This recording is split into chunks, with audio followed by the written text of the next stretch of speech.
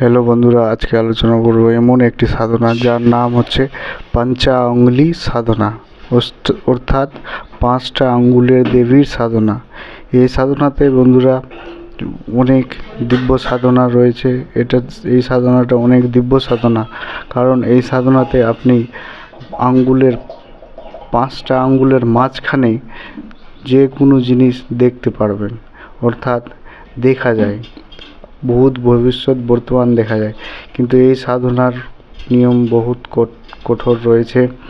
যেমন এই সাধনা করতে গেলে বন্ধুরা মাছ মাংস ডিম খেতে হবে না। কার্তিক মাসে এই সাধনা আরম্ভ হয় প্রথম সপ্তাহ থেকে।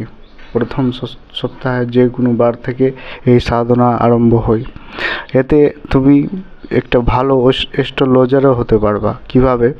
যদি তুমি কারো হাত ধরে চোখ বন্ধ করো, তো সম্পূর্ণ ওর ভূত ভবিষ্যৎ বর্তমান দেখতে পাবা। হাত ধরা মাত্রই ওর ব্যাপারে তুমি সব কিছু জেনে যাবা।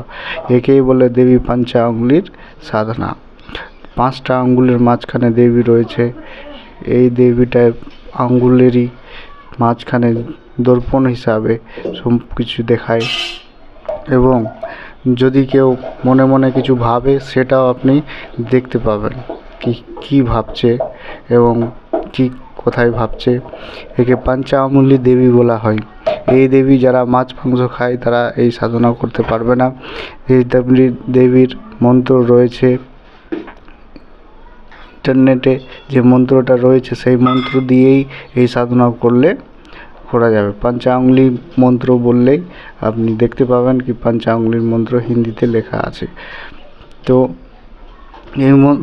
এই মন্ত্রটা অনেক দিব্য মন্ত্র রয়েছে, অনেক বন্ধন দেওয়া রয়েছে এই মন্ত্রে।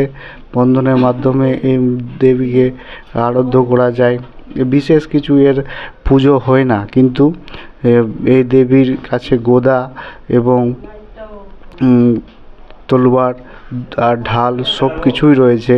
কিন্তু হাতের মাঝখানে যেহেতু দেখায়, সম্পূর্ণ কিছু দেখায় হাতের মাঝখানে। আপনি হাতের মাঝখানে, এবং যদি কারো সম্বন্ধে জানতে চান তাহলে ওর হাত ধরলেই আপনি দৃষ্টিশক্তি, অর্থাৎ মনের শক্তিতে, মনের চক্ষুতে, তৃতীয় চক্ষুতে আপনি দেখতে পাবেন সম্পূর্ণ জিনিস।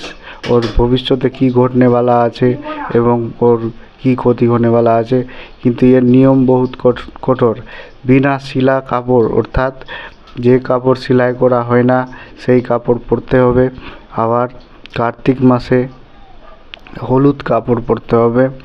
এবং এই দেবীটির সাধনা করতে গেলে মন্ত্র তো পড়তেই হবে, রুদ্রাক্ষ জপমালায় জপ তো করতেই হবে, তার সাথে মাছ মাংস খেতে হবে না। কার্তিক মাসে মাছ মাংস খেলে এই দেবীর সাধনা করা যাবে না।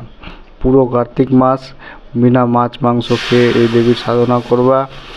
মোটামুটি 64 লক্ষ জপ করতে হবে। 64 লক্ষ জপ যদি হয়ে যায় তাহলে তুমি এই সাধনায় প্রাপ্ত হবে, এবং বিনা গুরুতেই এই সাধনা সম্ভব। ধন্যবাদ।